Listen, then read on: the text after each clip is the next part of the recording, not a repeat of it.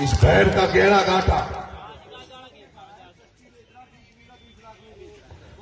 उसको सलाखों के पीछे डलवा दूंगा। इसका गहरा गांठा जब तक नहीं मिलेगा, जब तक धरने पे बैठा हूं। ये किसका भाई है? ये इसके काकी ससुर है। बच्चा मार दिया था। अब देखिए आप 12 की जनता, देखो आप। और उसमें हाथ किसका है? मैं नाम नहीं लेना चाह रहा था। मैं उसको बचा रहा था कि मैं उसका नाम नहीं लूं, उस एमएलए का।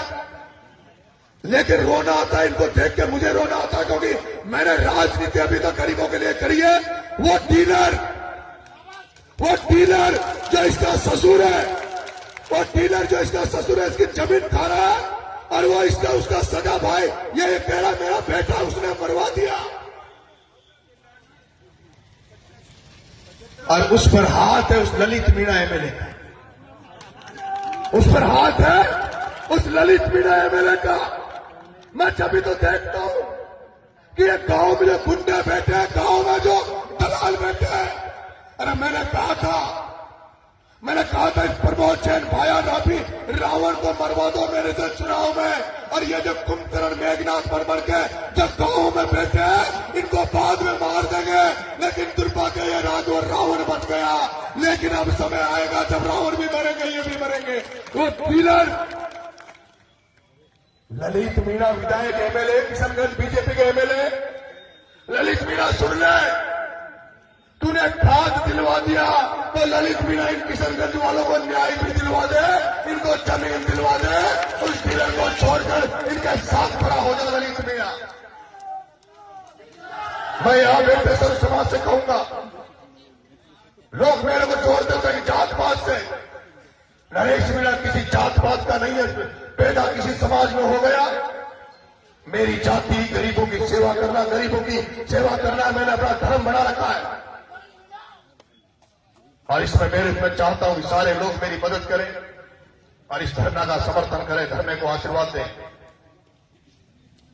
अगर ये समर्थन एक दिन का समय, कुछ समय निकाल कर आप लोग, क्योंकि धरना एक दिन नहीं चलेगा। धरना जब तक ये समस्याएं खत्म नहीं होगी, जब तक चलता रहेगा। लेकिन अगर आपका आशीर्वाद, आपकी ताकत मुझे मिलती रही, तो मेरे अंदर जज्बा रहेगा, हौसला रहेगा, आगे लड़ाई लड़ने का और मजबूत मदद करेगा। क्योंकि सब कुछ आपके ऊपर है, जनता के ऊपर है। इस जनता की लड़ाई को आप सब लड़ेंगे, ऐसी मैं उम्मीद करता हूं। बहुत बहुत धन्यवाद। जो भी लोग समस्या लेके आ रहे हैं, मेरे को समस्या बताने की जरूरत नहीं है। समस्या लेकर आ रहे हो, मेरे को समस्या बताने की जरूरत नहीं है। आप तो समस्या अपने कागज में लिखलाओ और आकर इस धरने में बैठ जाओ।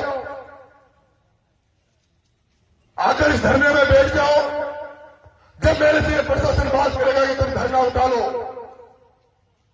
तो मैं उस प्रशासन से कहूंगा, आप अपना अधिकारी भेज दो, इनकी समस्या जान लो, इनकी समस्या दूर कर दो।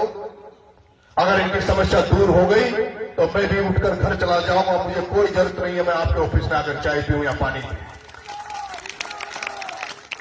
इसलिए आपकी समस्या आपके मुंह के द्वारा अधिकारी को बता देना। भजन लाल जी सरकार, हमने सुना था गांव में सरकार जाती है, कैंप लगते हैं। और मैंने तो देखा है कि जयपुर में मैं अभी रोज देखता था, वहां का जो जयपुर का जिला कलेक्टर था, उस जयपुर के जिला कलेक्टर ने अभी कैंप लगाए और हजारों रास्ते जो बंद पड़े थे, खेतों के रास्ते, जो डिस्प्यूट थे, जो कब्जा करा रखे थे या रास्ते जाम कर रखे थे, उनको जयपुर के कलेक्टर ने जाकर सारे रास्ते खुलाए। और वो रास्ते टीवी पे भी आए थे, अखबारों में भी आए थे कि आज कलेक्टर ने जमुआ रामगढ़ में 200 रास्ते खुलवाए, आज कलेक्टर ने दूदू में रास्ते खुलवाए, आज 400 में रास्ते खुलवाए। मैं 12 के जिला कलेक्टर तोमर तुमसे कहना चाहता हूं, इस ऑफिस में बैठे रह करके एसी में, गर्म एसी में बैठकर गर्मी लेने से और केवल दुष्यंत और वसुंधरा की चमचागिरी करने से, बीजेपी की चमचागिरी करने से सड़कों पर निकलो, ग्राउंड पर निकलो, फील्ड में जाओ, समस्या सुनो। समस्या सुनो। मैंने देखा है कई शमशान घाटों के रास्ते नहीं है, खेतों के रास्ते नहीं है।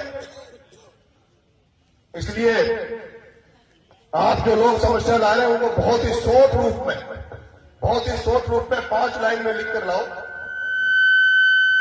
केवल 5 लाइन में कि भाई हमारी ये समस्या है, हमें ये दिक्कत है, और मैं बैठा हूं। लेकिन ऐसा नहीं है कि कल तक ये हमारी समस्या को सुन ले, समस्या सोल्व आउट हो जाए और कल के बाद भी परसों तरसों आएगी साहब वहां की समस्या रहेगी, तो मुथा की समस्या घर न जाओ तो पूछवा न जाओ। मां भी दूध जब पिलाती जब बच्चा रोता है, मां भी दूध बच्चों को तभी पिलाती जब बच्चा रोता है।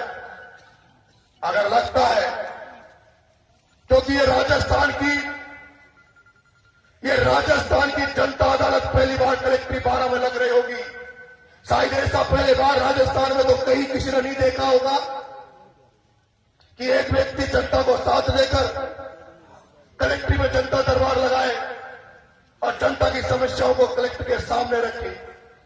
ये जिला कलेक्टर और एसपी इसीलिए तो बैठे हैं, ये भी जनसेवक है, जनता के नौकर है, मालिक बनने का प्रयास नहीं करे। ये कलेक्टर एसपी मालिक बनने का प्रयास नहीं करे, जनता के नौकर है, और जनता के नौकर है तो नौकर बनने का अपना कर्तव्य फर्ज पूरा करें और फर्ज पूरा करके इनकी समस्याओं को सुनकर एक एक समस्या का निजात दिलाने का काम करें। यह आशा मैं इस प्रशासन से करता हूं। बहुत बहुत धन्यवाद। राम राम साहब।